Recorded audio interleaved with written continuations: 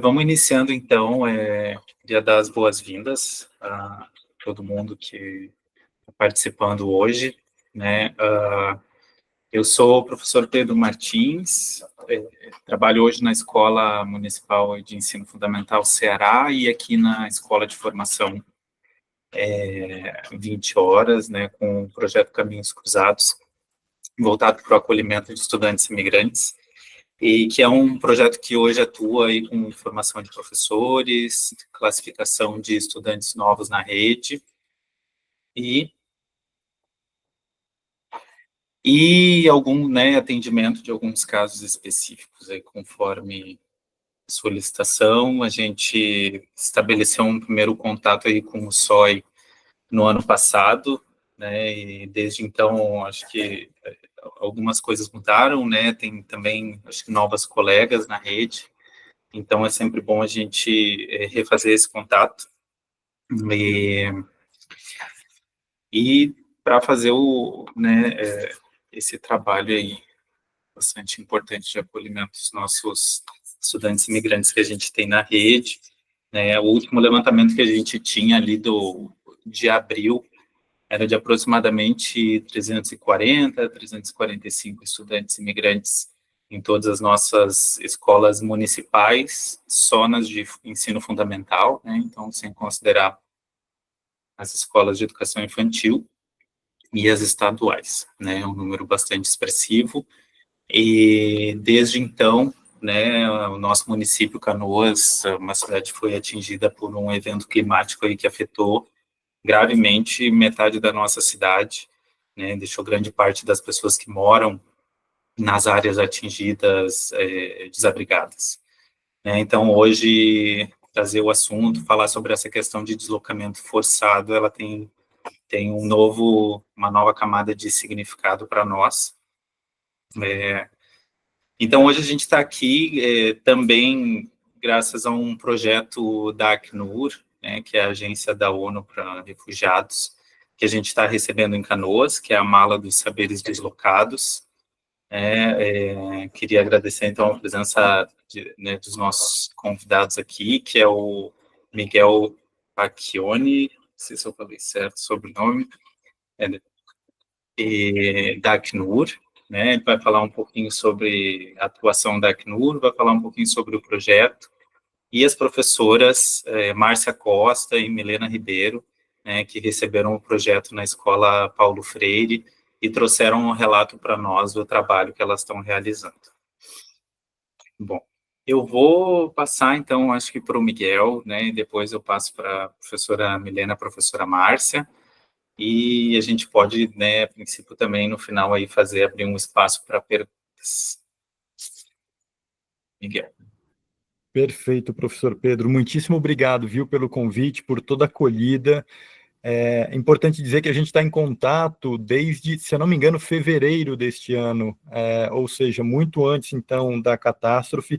Aliás, eu faço um parênteses aqui pelo fato de ter que retomar esse tema com vocês, porque eu sei que, inevitavelmente, vocês foram impactadas direto ou indiretamente com isso, então, minhas sinceras desculpas aqui por reforçar uma série de questões ou vivências que vocês possam ter tido, e isso, sem dúvida alguma, uma ferida na vida, na trajetória de vocês, do qual eu realmente lamento profundamente, mas, de alguma forma, a nossa perspectiva aqui é de trazer um olhar positivo sobre a questão do deslocamento forçado, que é um tema inevitavelmente trágico na vida das pessoas, em especial quando a gente tem o recorte de crianças refugiadas ou mesmo migrantes que tiveram que se deslocar dos seus locais de origem.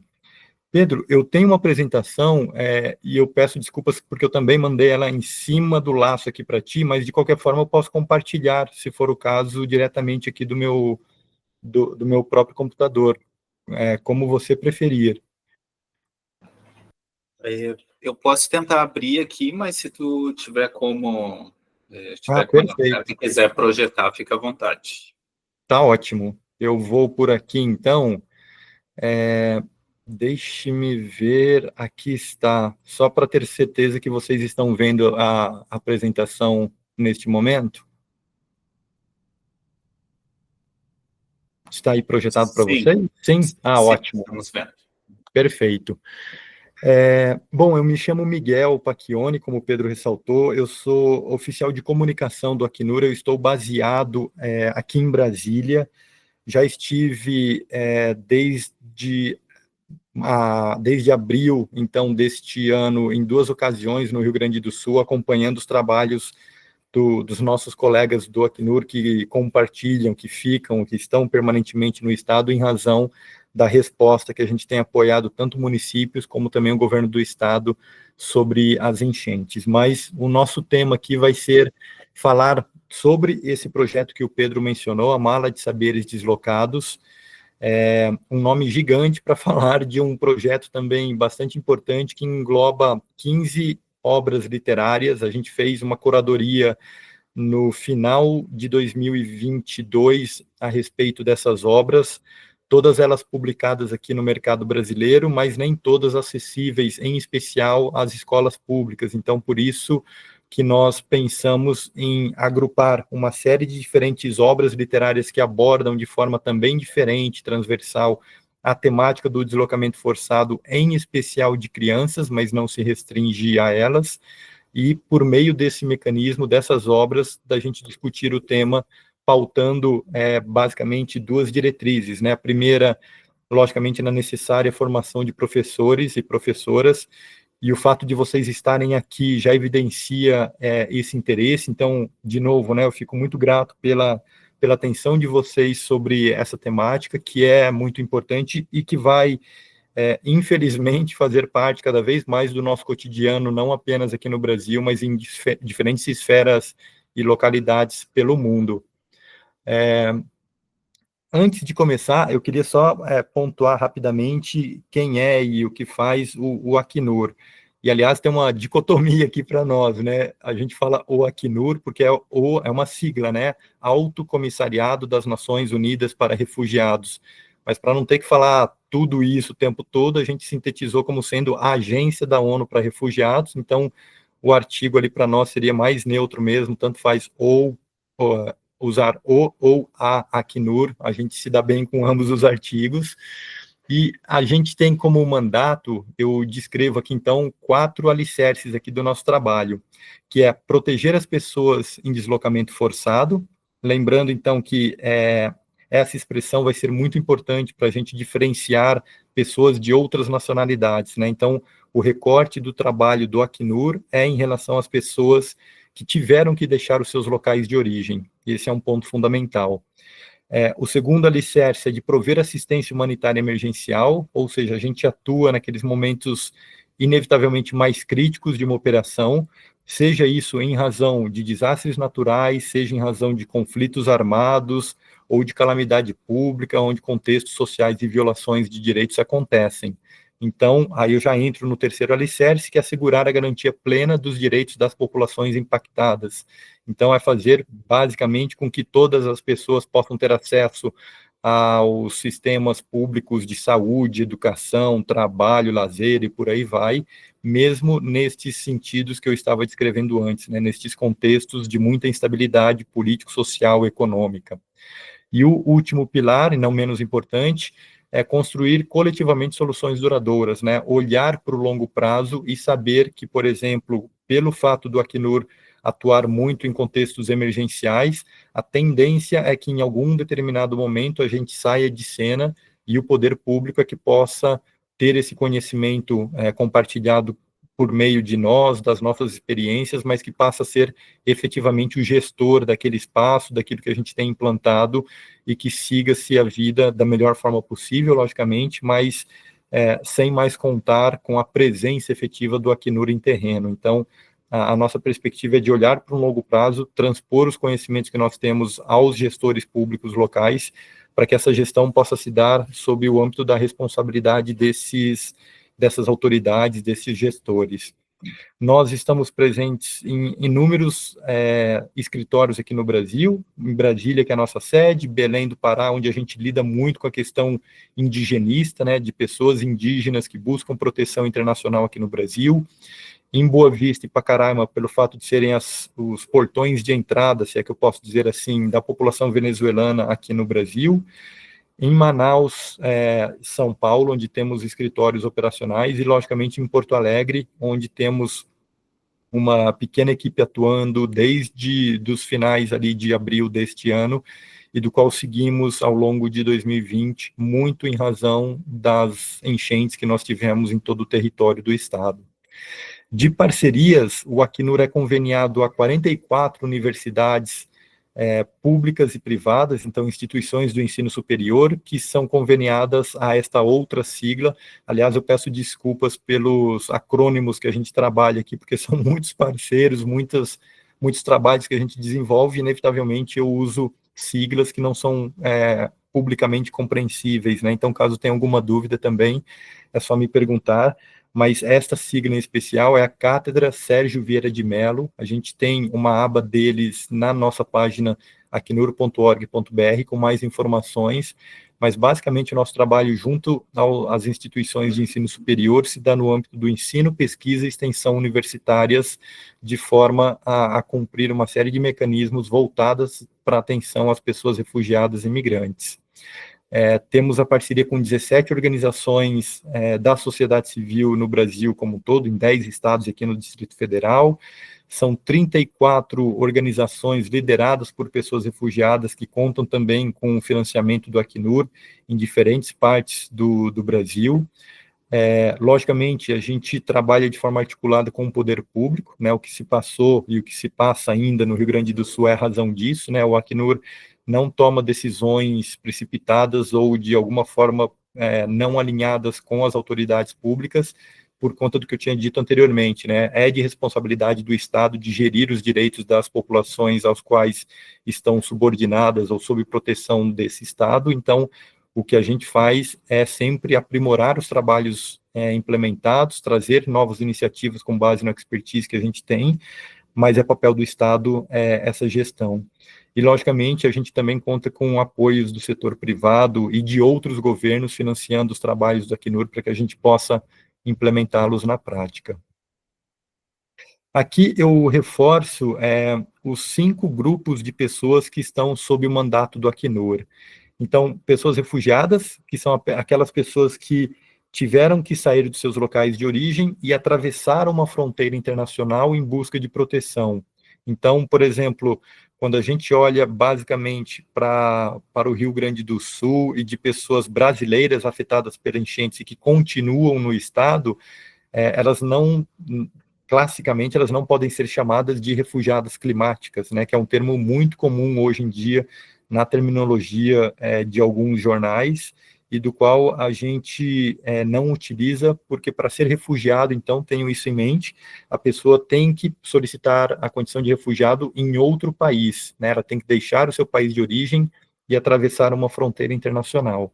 Solicitantes de asilo são, de fato, aquelas pessoas que tendem a ser reconhecidas como refugiadas, mas que fizeram o pedido dessa condição para os governos de acolhimento, mas ainda não tiveram seus casos julgados. Então, nesse sentido, a pessoa que atravessa uma fronteira por razões de perseguição relacionadas à sua raça, opinião política, identidade de gênero, questão religiosa, enfim, ela faz essa solicitação ao novo governo, enquanto não é julgado, ela é solicitante da condição de refugiado ou solicitante de asilo, e uma vez que o governo decida de forma positiva sobre esse pedido, ela se torna refugiada.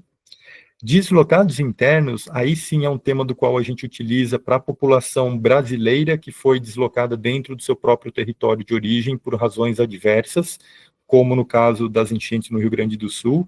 Então, são pessoas que, de novo, né, em comum com refugiados e solicitantes de asilo, tiveram, de forma forçada, que deixaram seus locais de origem e se encontram dentro do próprio território nacional. Isso, então, diferencia dos 2 grupos acima.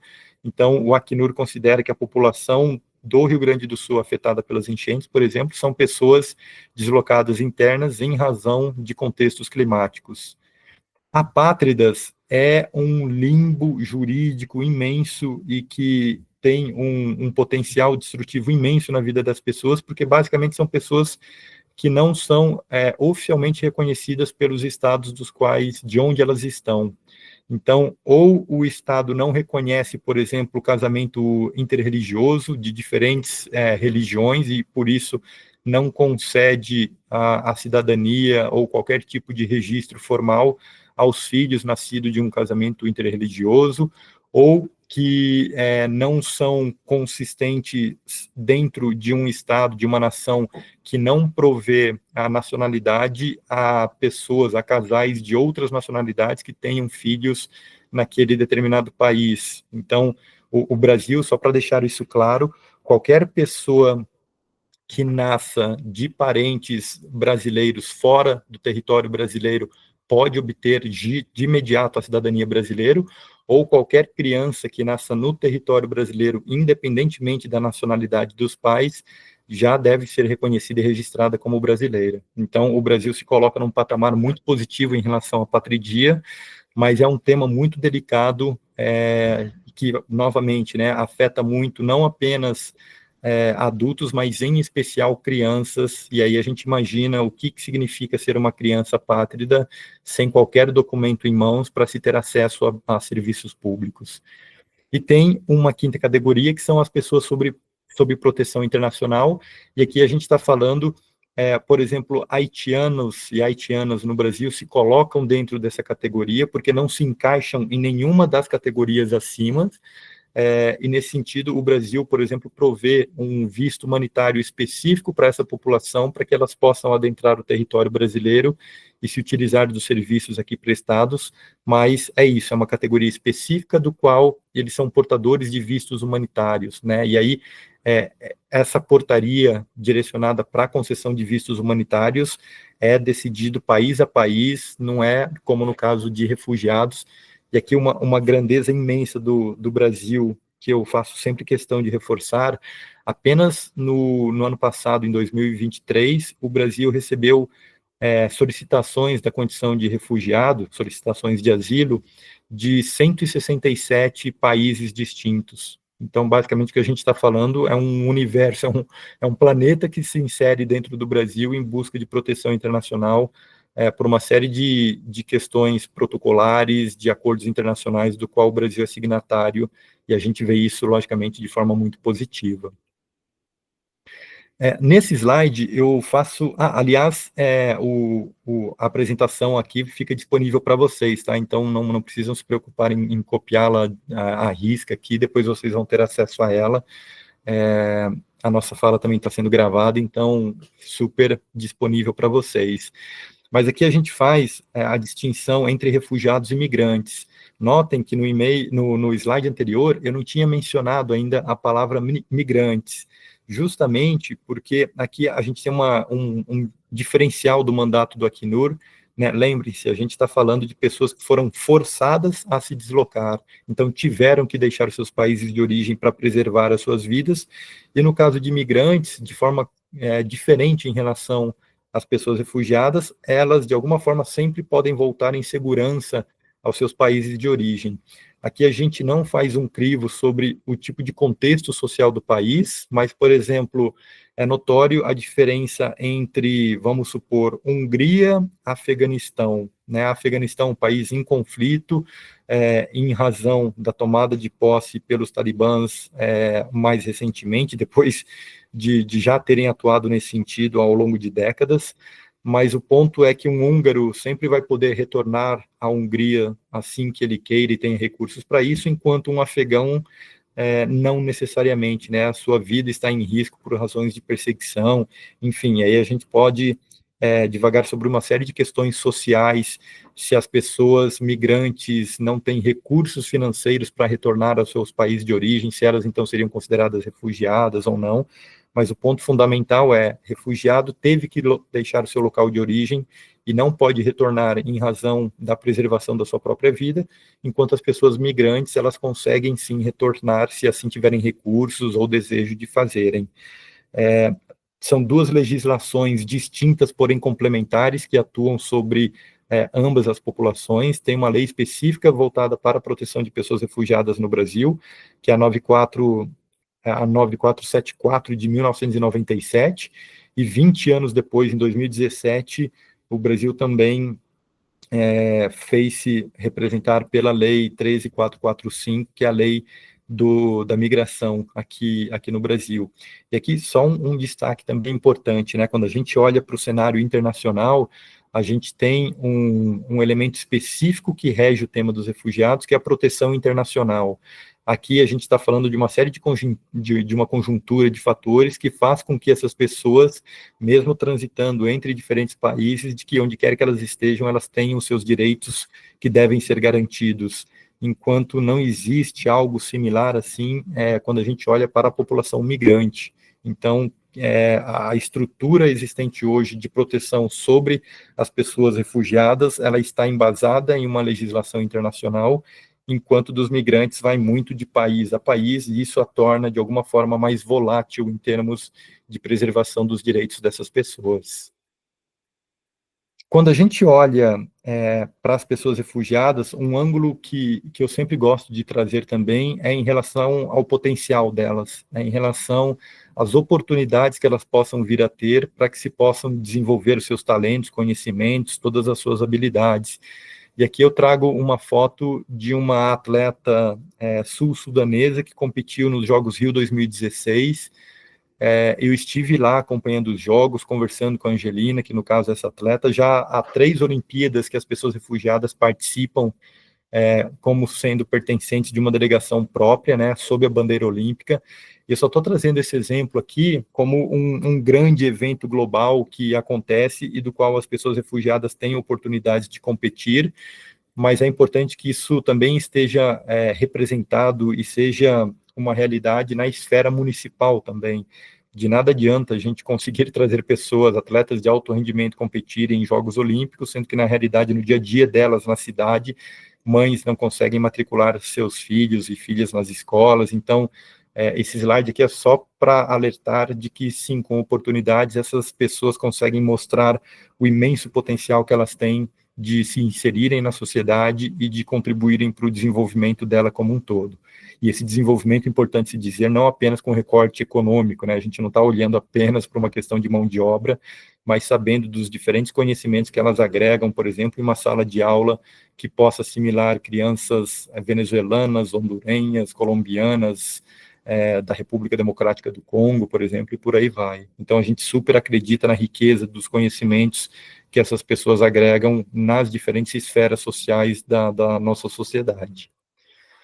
Aqui eu trago alguns fatos e números para a gente desmistificar um pouco aquela noção que talvez popularmente é muito conhecida de que as pessoas refugiadas estão invadindo os Estados Unidos e a Europa, enfim, isso daqui é tudo uma falácia, tá? Então, 40% da população forçada a se deslocar no mundo como um todo são crianças, e isso requer, logicamente, de nós uma atenção muito especial.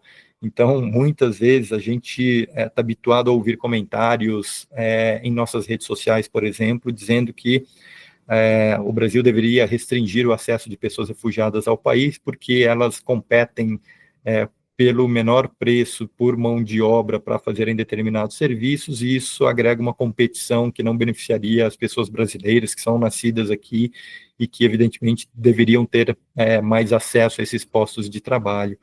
O que a gente está dizendo é que 40% dessa população que é forçada a se deslocar são crianças, então vai muito para além do recorte da questão laboral. 75% das pessoas refugiadas vivem em países em desenvolvimento, sendo que 69% dessas pessoas, né, dos 75%, estão em países vizinhos aos seus, e 21% delas em países pobres. Então, o que a gente está dizendo aqui é que há um universo muito restrito de pessoas que conseguem chegar, por exemplo, à Europa, que conseguem chegar aos Estados Unidos, isso em razão desses fatos estatísticos, né? E contra a estatística, pelo menos aqui entre nós, a gente não a confronta, e sim aceita essa trágica realidade, né? Majoritariamente as pessoas refugiadas estão em países vizinhos aos seus. É o caso, por exemplo, de venezuelanos que buscam proteção internacional tanto na Colômbia, quanto no Peru, como aqui no Brasil, né? Países fronteiriços, isso é muito importante de se reforçar. E também uma informação bastante trágica para nós é que cerca de 1 a cada 8 pessoas que são refugiadas, elas estão em uma situação prolongada de deslocamento. Esse prolongado quer dizer que há mais de 5 anos que elas se encontram nessa condição. Então, a gente sabe que há toda uma perspectiva de fazer com que elas não estejam agregadas às suas vontades, muitas vezes iminente, que é de fazer com que elas possam voltar a seus países de origem assim que possível.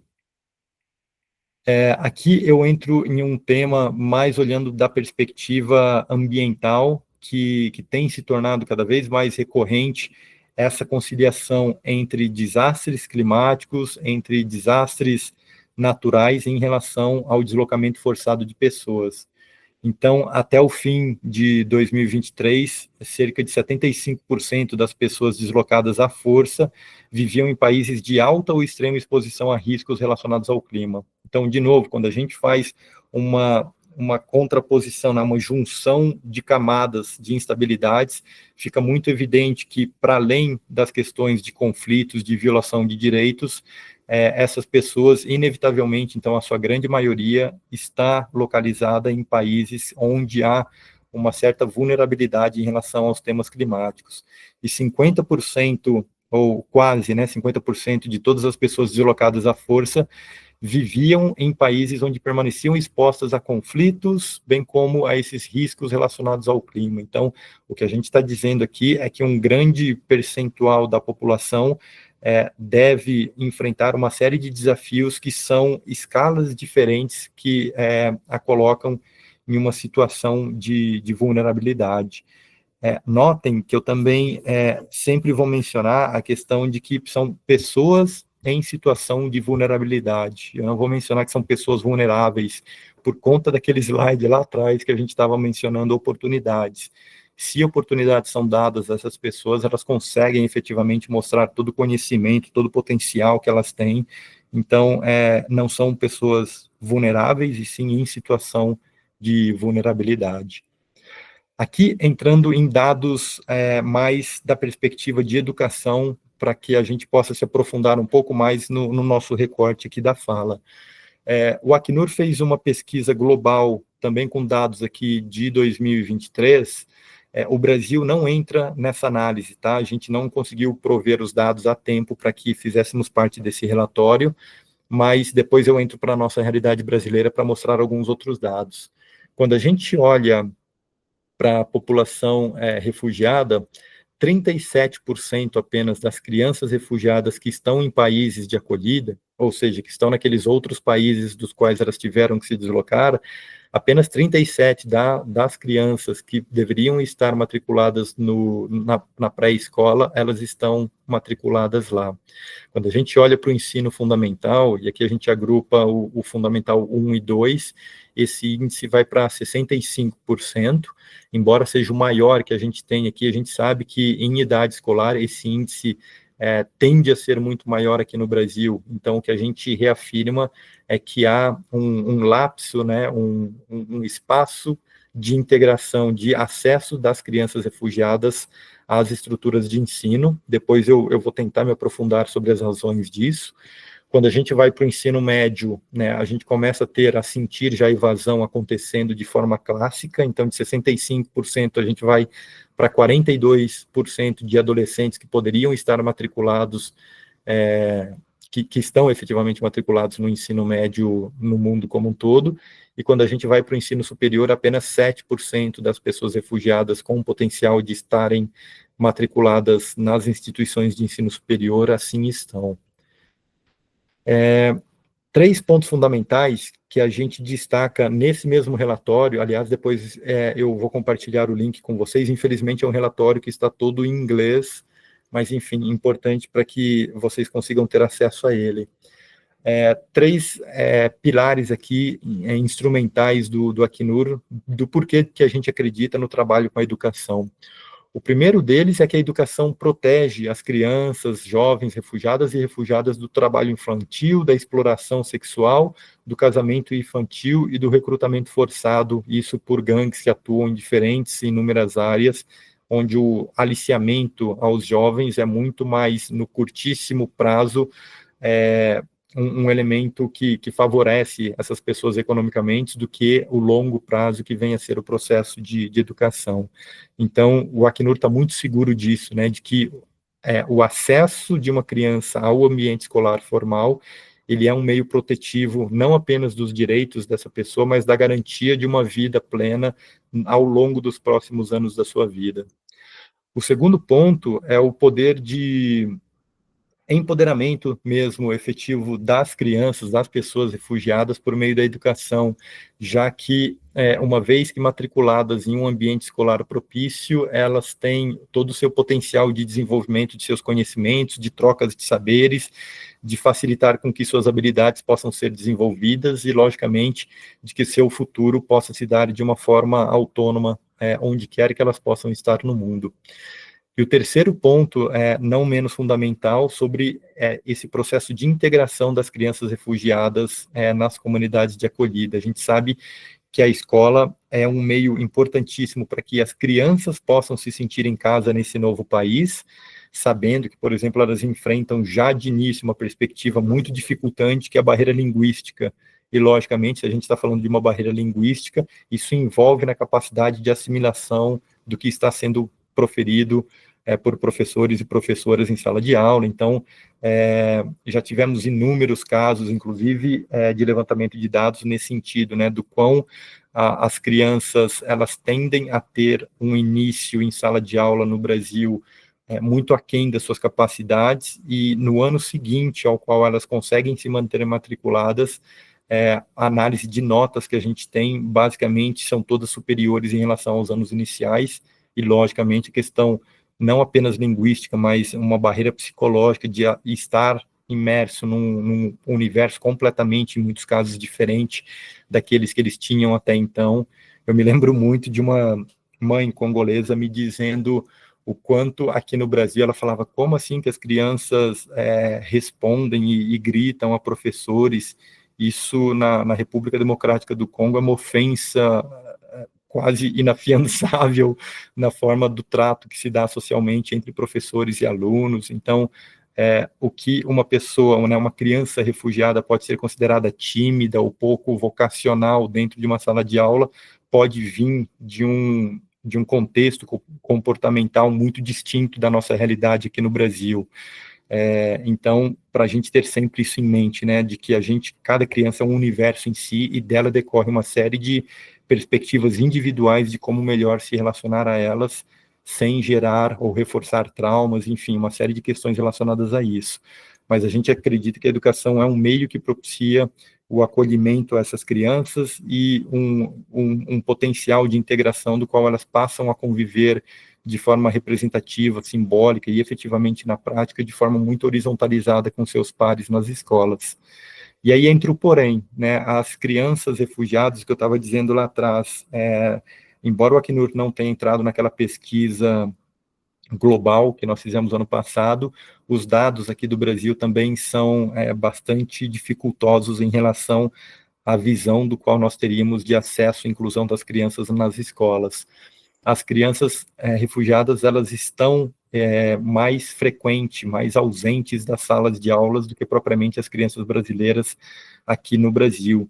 Isso se dá, basicamente, por duas esferas.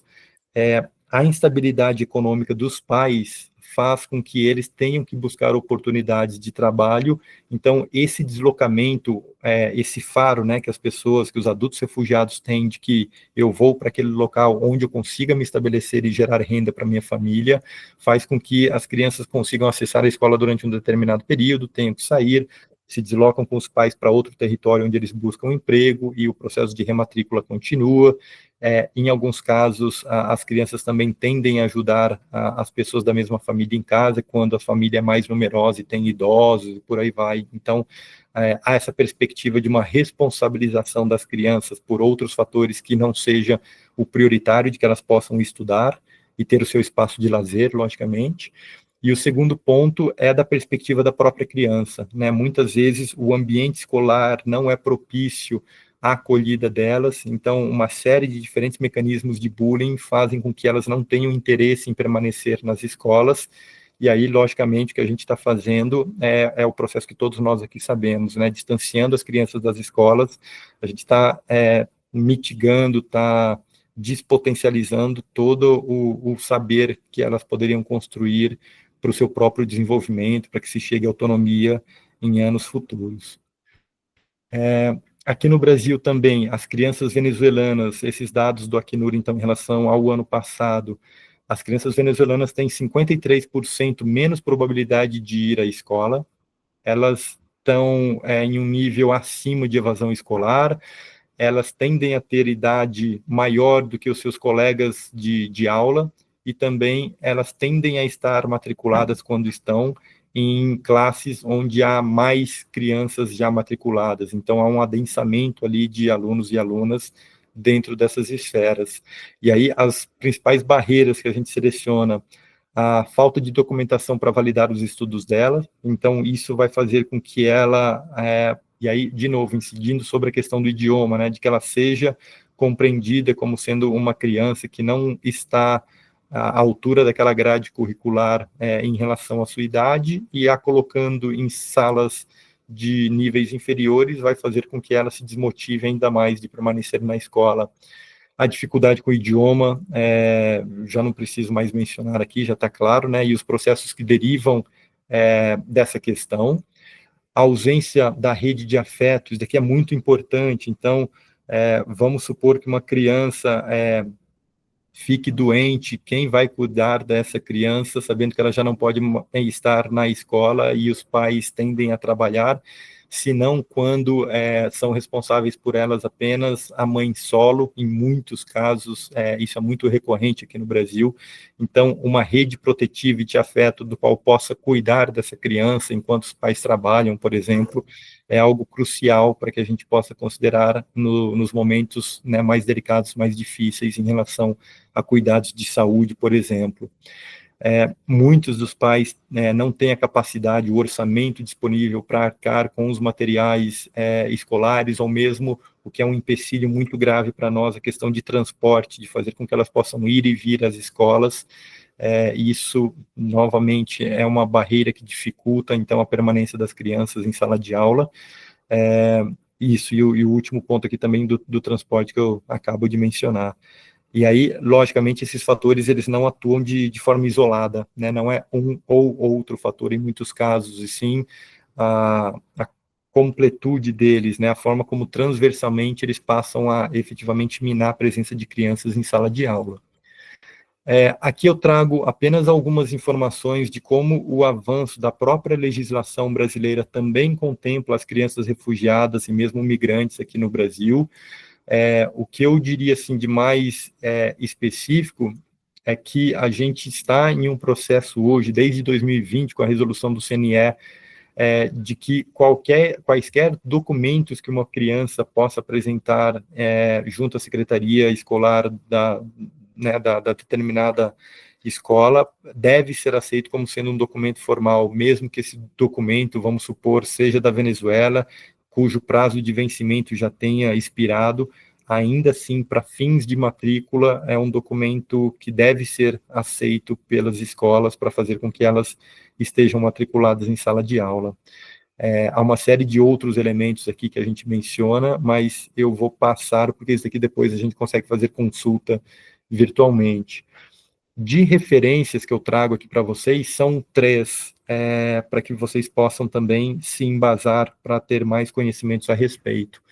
Nós temos um guia que foi produzido em 2022, ou seja, notem como todas essas realizações aqui de publicações são muito recentes, a gente está falando de 2 anos atrás, que enquanto aqui no a gente tem se debruçado com mais afinco em relação a esse tema. Então, em 2022, a gente teve um primeiro grande lançamento junto ao Ministério da Educação, reforçando os direitos das crianças refugiadas de acessarem as escolas, e fizemos um guia de orientação tanto para educadores, como também para pais, mães e responsáveis, para que eles possam atuar de forma íntegra e de forma continuamente, né, de forma a permanecer na perspectiva sobre a importância das crianças estarem matriculadas em escolas. quando eu tinha dito, eu me esqueci de mencionar esse fato, né? Quando eu disse sobre a rede afetiva ali atrás, em muitas ocasiões, os pais vão construir as suas redes afetivas na nova localidade por meio das reuniões escolares de pais, professores, enfim. Então, é um outro elemento que eu me atento aqui a vocês, de que em muitas ocasiões, vai ser o único momento em que uma mãe consegue estar inserida em um contexto de um debate público, né, sobre a situação do seu filho em sala de aula, e isso pode possibilitar a ela a construção de uma teia social importante, do qual ela possa se basear, se projetar, enfim, de ter aquilo como uma rede protetiva. Então, para muito além de olhar para as notas dos seus filhos e filhas, essa conversa entre pais também é importantíssima sobre essa conotação de acolhimento de mães e pais que estão passando por esse processo. Em 2023, então, a gente lançou no início do ano essa mala que, por uma felicidade muito grande e graças à insistência do professor Pedro, está em Canoas. Depois eu estou super curioso para saber da professora Márcia e da professora Milena a aplicabilidade dela em sala de aula. Mas essa mala, então, ela foi concebida por nós sabendo dessa necessidade de como que a gente, mesmo estando à distância, né, o Acnur não consegue estar presente em todo o território brasileiro, mas se a gente enviar a mala para uma determinada secretaria municipal em especial e fazer com que ela possa circular entre diferentes escolas, de que essas escolas possam estar preparadas não apenas para uma acolhida mais atenciosa às crianças refugiadas, mas quaisquer crianças que possam adentrar a ela, sejam crianças migrantes de outras nacionalidades, crianças com deficiência, enfim, para que a gente possa ampliar um pouco o horizonte em relação a isso.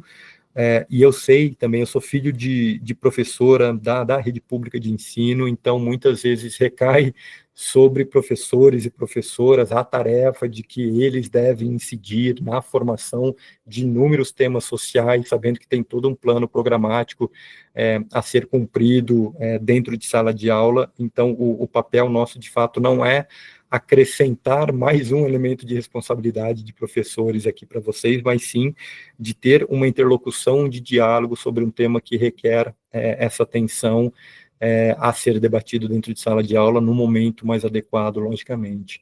Então, são 15 obras literárias que a gente tem dentro dessa mala. Aliás, a mala, por se tratar de um tema mais de interesse do jovem, a gente pediu para que o artista Cobra fizesse. O Cobra é um muralista incrível, um cara, se eu não me engano, ele é da região metropolitana de São Paulo. Estou com Santo André na cabeça, mas eu posso estar equivocado. Mas é um cara que abraçou a nossa ideia, então seria um pouco formal demais levar uma mala física para uma escola, então a gente propiciou que houvesse um envelopamento dessa mala com uma obra de arte para torná-la mais interessante. Então, é uma força artística que se juntou a nós nesse processo, e junto com esses livros, então, há um pequeno guia de orientação sobre como que a gente indicaria que essas obras pudessem ser aplicadas e discutidas em sala de aula, mas, logicamente, vocês vão ter um conhecimento muito mais profundo da localidade do que propriamente a gente de fora, então, por isso que essas recomendações por parte desse guia são um tanto quanto genéricas. E o terceiro ponto, nós fizemos um experimento social incrível que foi realizado no México. Se for o caso, depois eu posso apresentar esse vídeo para vocês, bastante impactante, sobre a convivência de crianças de diferentes nacionalidades em sala de aula junto às crianças mexicanas, né? Então, a percepção que se tem sobre uma série de questões estereótipas relacionadas a crianças de outras nacionalidades, dos quais as crianças daquele determinado país, como no caso o México, não se atentavam sobre formas pejorativas de se mencionar as crianças recém-chegadas ao seu espaço escolar, enfim. Então, um vídeo bastante ilustrativo sobre como que a gente demanda a questão de uma melhor acolhida a essa população. Aqui eu deixo os nossos tantos canais de comunicação do Acnur institucional, das redes sociais, enfim, e eu fico à disposição depois para conversar com vocês, se for o caso, para sanar dúvidas, enfim, mas estou muito curioso agora em ouvir a professora Márcia, a professora Milena, a respeito da experiência delas em sala de aula. E eu agradeço desde já, tá, pela atenção de vocês e continuo à disposição aqui do meu lado. Obrigado, gente. Obrigado, Miguel. Acho que é muito importante, né, a gente ter essa discussão hoje. Te agradeço aí pela apresentação, pelos dados trazidos. A gente está bastante preocupado aqui na rede, né, com essa questão de matricular, né, a gente conhece o parecer do Conselho Nacional, a gente, né, tem um parecer do Conselho Municipal também, mas, de fato, mais tão importante quanto matricular, inserir, acolher e garantir que não vai ter evasão. Então, acho que esse projeto contribui bastante nesse sentido. Eu vou dar a palavra, então, para a professora Márcia e para a professora Milena, e vou já colocar a projeção aqui, então. Boa tarde, gente. Obrigada pela presença. Eu e a Márcia, então a gente vai falar um pouquinho da nossa prática. Eu vou esperar o Pedro colocar uma singela apresentação que a gente fez ali de 5 slides. Agradecer o Miguel, né, pela fala, bastante dados importantes, bastante coisas esclarecedoras. Então, a gente vai falar um pouquinho da mala dos saberes deslocados, a experiência que a gente teve, algumas práticas que nós fizemos com a mala, e que ainda vamos fazer, porque eu acho que a gente tem mais uma semana, né, Pedro, com a mala na escola. Talvez a Kenur nos consiga mais umas semaninhas para ela andar mais um pouquinho, que eu acho que agora, com essa formação, talvez o pessoal conheça, né, provavelmente queira levar para sua escola. Pode passar, Pedro. Eu coloquei a lista aqui da mala, uma foto com as 15 obras.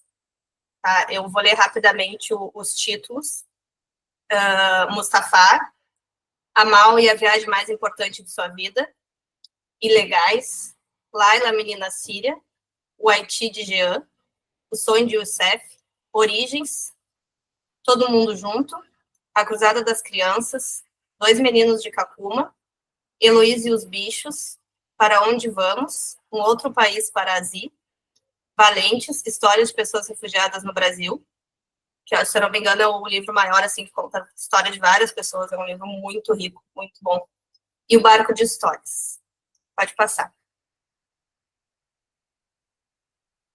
Então, aqui a foto do pessoal fazendo, ali eles estão fazendo um resumo. Então, cada dupla, ou cada um, como eles preferiram trabalhar, eles leram os livros. Teve alguns que não conseguiram ler todos, mas conseguiram já extrair bastante informações. A gente conversou bastante sobre cada um deles. Então, eles fizeram resumos e a gente fez um mural na escola, para quem passasse por ali pudesse conhecer um pouco da mala. Eles apresentaram um para os outros. E a outra ideia que a gente vai colocar em prática semana que vem como são alunos de... A Márcia trabalhou com os alunos de sexto e sétimo, se eu não me engano, depois ela vai poder falar um pouquinho.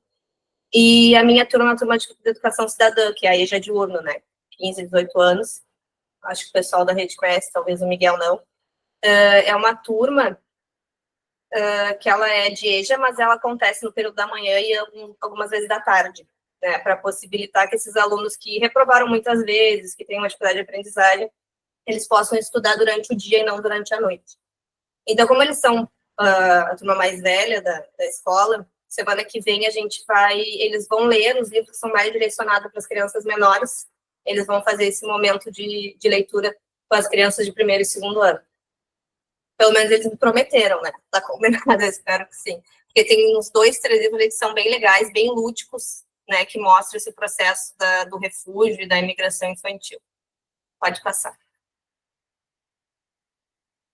Ali mais um pouco deles concentrados lendo. A gente fez um momento de digitar o resumo, a gente fez um momento de pesquisar sobre a obra na internet, e a parte escrita e o desenho, que saíram coisas bem bonitas, assim, sobre a história que eles leram.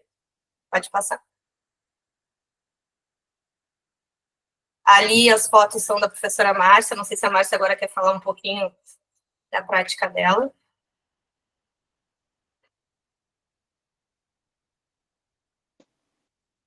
Boa tarde, pessoal, tudo bem? Então, como a Milena falou, né, eu trabalhei com os alunos do 6º e 7º ano, são 8 turmas, 7 turmas, e a gente trabalhou de maneira bem lúdica, assim. Os livros, essa turma aqui a gente foi para o pátio, né, cada um ficou num cantinho, na sombra, e lendo os livros, e depois a ideia era discutir em sala de aula. Então, em primeiro lugar, assim, os livros são livros muito lúdicos, tem bastante imagens e coloridos, isso ajuda a despertar interesse dos alunos. E principalmente falar um tema tão complicado, né, um tema que traz muito sofrimento, até próprio da... A gente tem muitos alunos lá na escola, né, tanto haitianos quanto venezuelanos, que tiveram que se deslocar em várias situações. E na própria escola, a gente, como o Miguel falou, né, a gente tem muito problema de bullying, pelo desconhecimento, porque os nossos alunos, eles não conhecem essa realidade desses alunos que tiveram que se deslocar dos seus países e vir para cá. Então, esses livros, eles estão ajudando bastante a perceber como ocorreu esse deslocamento, né, em diversas experiências ali dos livros, que é um momento muito difícil, um momento muito complicado. Então, acho que isso aproxima um pouco, assim, faz parar e pensar, né, desses colegas que vieram, eles não pararam ali, né, não foi uma viagem fácil. Então, foi bem interessante, assim, o trabalho. A leitura foi legal, lúdica, divertida, e depois a discussão, então, é aquele momento de parar, de refletir, de entender esses termos, até que a gente trabalha bastante, assim, de imigração, né, de deslocamento, de refugiados, que parece uma coisa tão longe, quando tu dá o conteúdo, né, no conteúdo no quadro, cobra, na prova, parece uma coisa muito distante quando trabalha com o livro, trabalha com a realidade dos alunos. Então, acho que a gente conseguiu fechar um elo aí, ou ligar, né, esses dois assuntos que pareciam muito teóricos e agora trazer para a realidade dos alunos mesmo. Então, assim, ó, esse trabalho foi a Milena que trouxe, né? Eu não tinha programado, mas aí abriu uma brecha no meu planejamento, porque achei muito interessante os livros, bem didáticos, bem lúdicos, divertido, e daí para a gente fazer esse trabalho. E, a partir daí, a gente já foi surgindo outras ideias, a gente vai ter uma semana de diversa cor lá na escola, dia 7 de dezembro. Então, a gente já, a partir da mala dos saberes deslocados, surgiram outras ideias, que é trazer as famílias para a escola, trazer as famílias, contar as suas histórias, contar os seus relatos, trazer fotos. Então, a gente está ainda em planejamento, mas já surgiu frutos desse trabalho da mala dos saberes deslocados.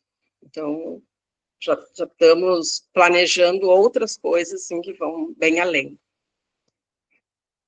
Passar a bola para a Milena agora, falar mais do trabalho dela. Não, então, como a Márcia falou, a leitura dos livros são muito importante, porque os alunos, às vezes, eles veem os colegas haitianos, venezuelanos, principalmente, né? São os alunos que a gente tem na escola, e para eles é simplesmente um colega de outro país. Eles não têm uma ideia de por que eles vieram, da onde fica o Haiti, o que aconteceu no Haiti, o que aconteceu na Venezuela, para eu ter esse colega aqui comigo, né? Então, eu tive a impressão, assim, que os alunos, eles ficaram meio... é por isso, então, que eles estão aqui, né? É por isso, então, que pessoas vêm de tão longe e estão aqui perto da gente agora.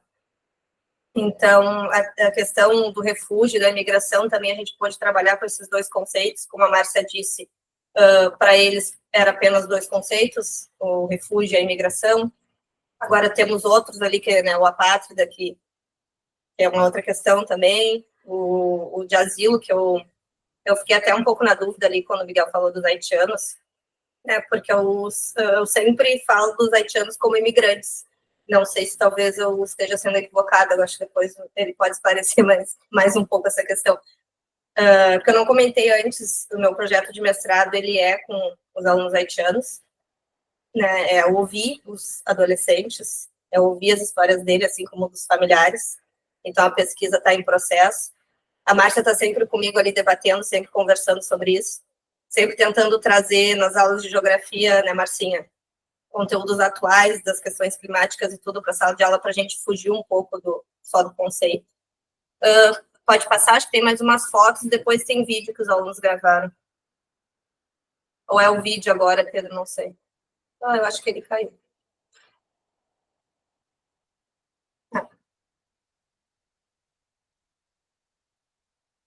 Tá, eu vou guardar um pouquinho que eu mandei a apresentação para eles. Os alunos gravaram um vídeo contando um pouquinho do que eles aprenderam lendo cada obra.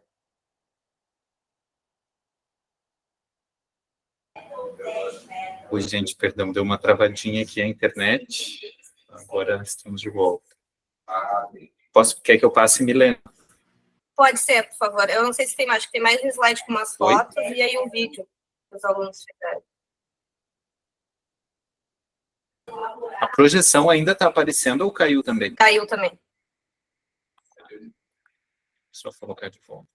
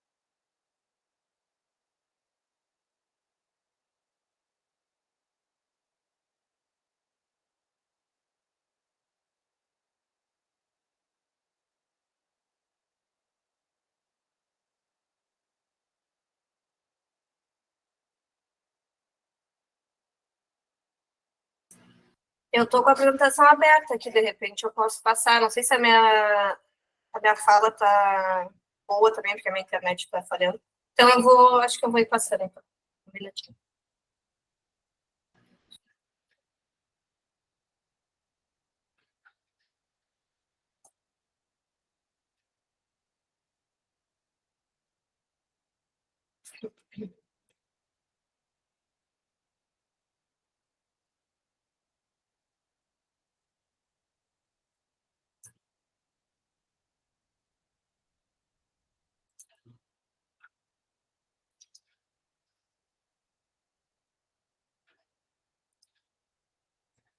Agora acho que eu fechei aqui.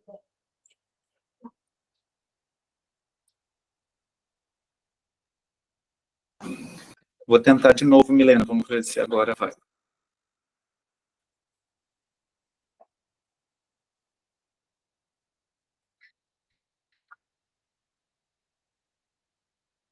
Livro Laila Menina Síria.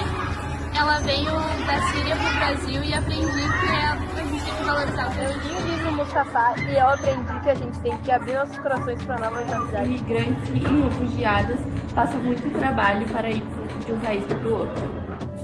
A gente leu sobre os países de perseguir muita pessoa que imigrantes e refugiados tiveram que mudar de país por causa das bombas e acidentes. Oi, o que eu aprendi nesse livro foi que o mundo é complicado e também porque tem muita pessoa fugindo das guerras e muita imigração. Obrigado, foi isso. O que eu aprendi nesse livro é que muitas pessoas refugiadas ficam no país de forma ilegal. Histórias é que não é só os adultos que passam por um momento, e sim também as crianças passam por um momento de imigração. e aprendi que a gente não pode se sentir invisível, a gente tem que se abrir e conversar para poder ter mais amizades e não se sentir só. Oi, eu aprendi com esse livro aqui que a gente tem que preservar as raízes da nossa família. Aprendi com esse livro que tem que passar mais tempo com a família e preservar. E muitas pessoas migram por causa de desastres naturais, assim como o furacão.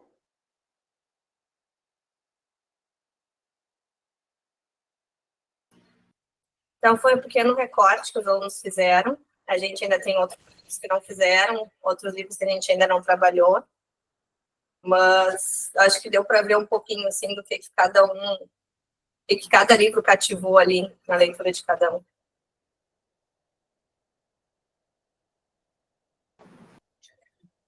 Obrigado, Milena e Márcia, pela apresentação, mostrar um pouquinho para nós, né, como vocês conduziram o trabalho. Eu já tinha comentado com a Milena, né, quando eu vi algumas fotos, assim, que eu já ia me inspirar, porque depois da Paulo Freire, eu estou pensando em de repente, levar a mala para trabalhar com os meus lá na Ceará.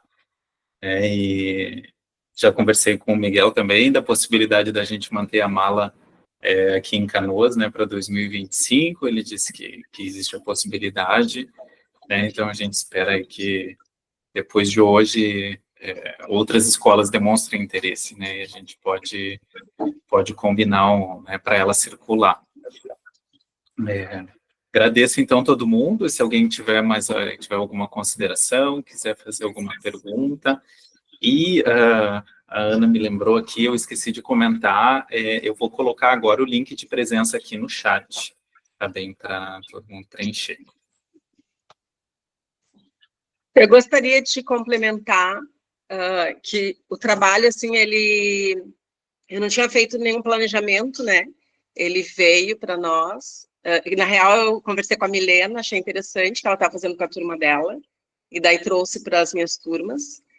E foi um trabalho muito interessante, assim, além do tema em si, fazer com os alunos pegar o livro, né? Hoje a gente sabe que a galera gosta do celular, então parar um pouco, vamos ler, vamos pegar o livro na mão, olhar imagens do livro, isso deu um up, assim, nas nossas aulas de geografia.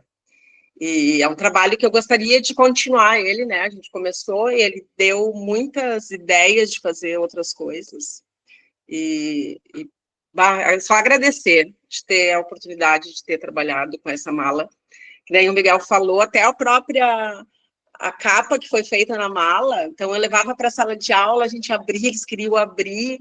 Todo esse processo da mala, ela traz um mundo diferente, né, do que eles estão acostumados a ver.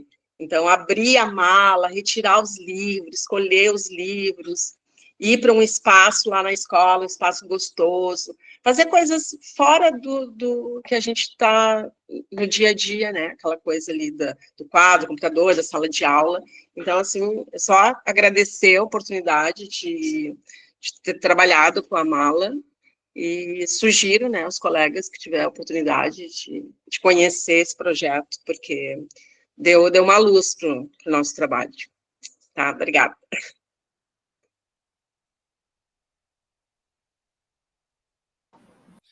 Miguel? Eu levantei a mão aqui, gente. Márcia, Milena, eu que sou muito grato ao desdobramento de vocês em fazer com que a mala pudesse ser aplicada aí. E é interessante porque dá para ver ali pelos próprios alunos e alunas que cada um reage também de uma forma distinta em relação à interpretação daquilo, né? E teve um que até ficou em dúvida em relação ao que seria uma afirmação, né, sobre a própria interpretação dele sobre a obra Ilegais. Ilegais tem uma questão ali contraditória, que o próprio autor, ele questiona o termo, né, porque se a gente for ver à risca, não há nada de legal de uma pessoa estar em um outro determinado território, que seria, do mesmo cuidado que eu tenho em relação a não dizer pessoas vulneráveis, é a mesma perspectiva de pessoas ilegais, e sim o que eu diria, pessoas com documentação irregular ou não atualizada. Agora, ilegais, o fato de não estarem onde quer que elas queiram estar, é uma questão dicotômica aqui também, que merece reflexão, e legal que isso possa ter sido trazido por um aluno depois de ler a obra com esse título, né? Eu compartilhei ali no chat, eu só queria compartilhar mais essa questão, a história de um pequeno afegão, Ali é o nome dele, ele chegou com a sua família aqui ao Brasil, isso já tem 3 anos, e ele, então, o idioma dele é persa, né? Então, imaginem vocês, se a gente tem alguma dificuldade com espanhol e inglês, coloca alguém que fale persa e que tenha, no momento em que ele chegou no abrigo que o acolheu com seus pais, ele falou assim, amanhã eu quero ir para a escola, amanhã eu quero ir para a escola, e lá foi a mãe desbravar o contexto de qual que é a escola mais próxima que eu consiga matricular o meu filho, e ela, logicamente, falando persa também, junto à Secretaria de Educação. O ponto é que, quando há vontade de ambos os lados, a coisa acontece, né? Então, uma secretária muito atenta a tentar entender o que a mãe estava dizendo e sem entender completamente nada, usou o tradutor do Google no próprio celular, falando assim, minha filha, escreve aqui o que você quer me dizer, eu vou traduzir, traduzo do português para o persa e aí a gente vai se falando.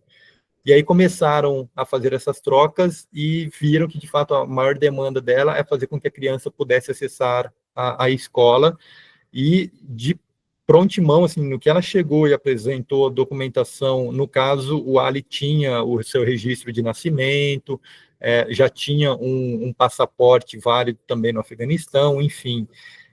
Mas o ponto foi que conseguiram fazer a matrícula, a aula dele já tinha sido passada, a classe que ele se inseriria seria de manhã, eles chegaram à tarde, e aí a secretária falou, venha com ele amanhã, e ele, louco da vida, para que pudesse estar em sala de aula, mas ele não percebeu uma diferença no momento de chegada no Brasil, que era o quê? O idioma. Como ele estava falando em persa com os pais, ele achou que a escola brasileira também falasse persa.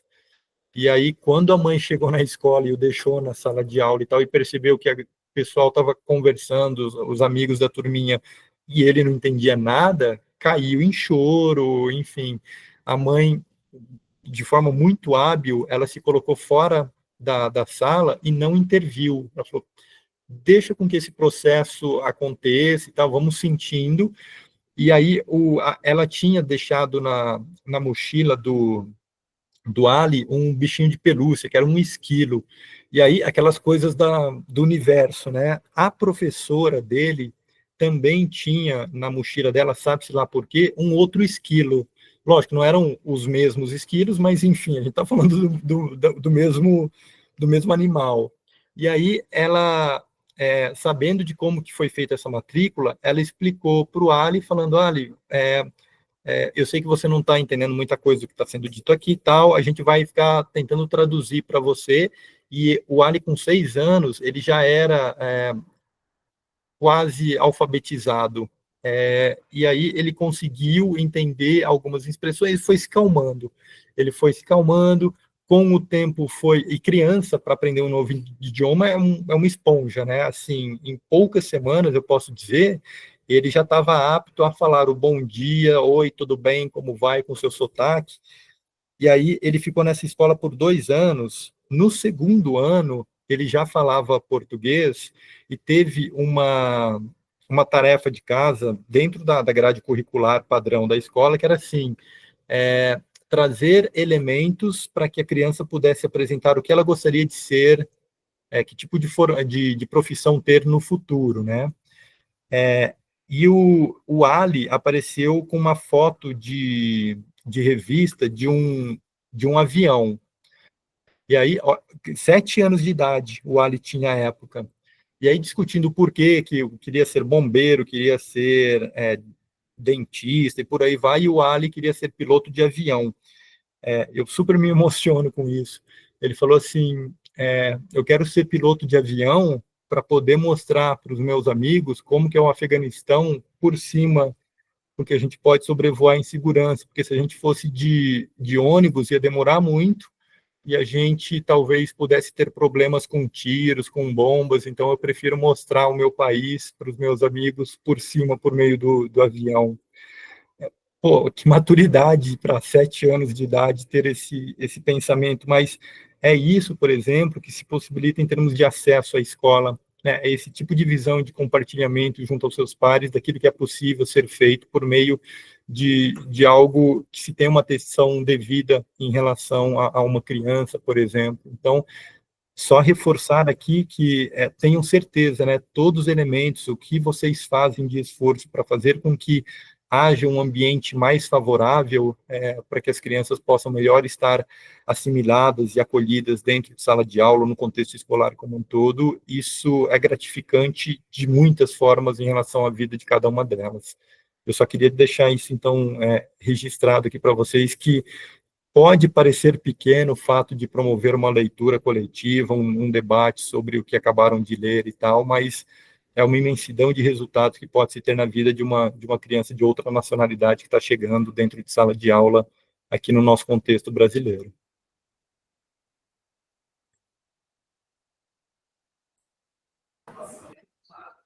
Obrigado, Kel. É também bastante o poder da literatura, né, que faz a gente, né, transporta a gente, faz a gente considerar outras realidades de uma maneira bastante lúdica também, como as profs comentaram.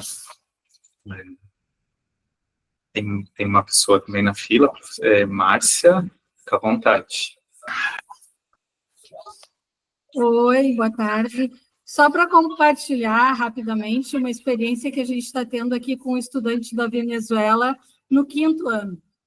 Como todo o processo, primeiro ele foi motivo de piada, Venezuela, aquela coisa toda, né? E aí a gente conseguiu reverter isso utilizando o próprio idioma dele. Eu sou encantada, né? Eu tenho uma verdadeira admiração pelo espanhol. E comecei, então, cada vez que eu entrava na sala, eu, olá, como estás? E comecei a explorar. Nossa, baixei até o Duolingo para aprender um pouquinho. E aí ele começou a conversar. E aí os colegas começaram a olhar, então, que bom, e a dificuldade dele é na língua portuguesa, mas os outros todos têm dificuldade na língua espanhola. Então ele começou até sabe, posturalmente, não, mas eu sei, então, né? Foi uma coisa muito bacana, que até hoje a gente acaba aprendendo algumas coisas, né? Algumas palavras são totalmente diferentes do português, então a gente dá muita risada disso, e agora eu estou fazendo, então, estou conseguindo fazer a gurizada entender que para nós também é difícil, né, entender o idioma dele. Então, como ele deve estar se sentindo em minoria, longe do país dele, né, e enxergando a gente falando, ouvindo a gente falando rapidamente também, então, né, e está sendo bem bacana, está sendo uma experiência bem interessante, bem importante. Só para compartilhar. Que legal, Márcia, obrigado. Como é bom e importante a gente ter essa visão, assim, de que a gente também tem muito a aprender, né, que outro momento outro tipo de situação a gente teria a oportunidade de conviver com uma pessoa de uma cultura tão diferente e poder aprender, né, com eles. Gente, tô dando uma lidinha nos comentários. Não sei se tem mais alguém que queria fazer alguma pergunta, consideração, compartilhar.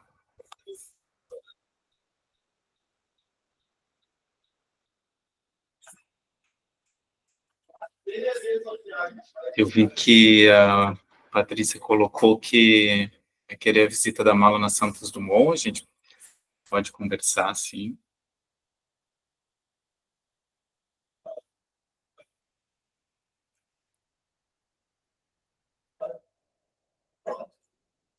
Se não, eu acho que é isso, gente. Eu agradeço, então, a participação, a presença de todo mundo. Lembro que está ali o link de presença, né? Então, quem não assinou ainda, por favor, assine, né? Para ter a certificação depois. O material que o Miguel compartilhou com a gente, depois eu posso compartilhar, posso colocar ali no grupo também, da apresentação. E mais uma vez agradeço ele, então, pela disponibilidade hoje, né, de falar para nós, professora Milena, professora Márcia, por compartilhar, né, e comentar também que, agradecer mais uma vez a Milena aí, que graças a ela que eu fiquei sabendo também do projeto da mala, né, ela que veio ter, eu acho, da gente trazer para a rede, e foi assim que também tudo, né, o projeto ficou possível. E é isso então, gente. Ficamos por aqui. Vamos falando. Boa tarde para todo mundo. Obrigada pela presença, pela escuta. Obrigada pela reflexão.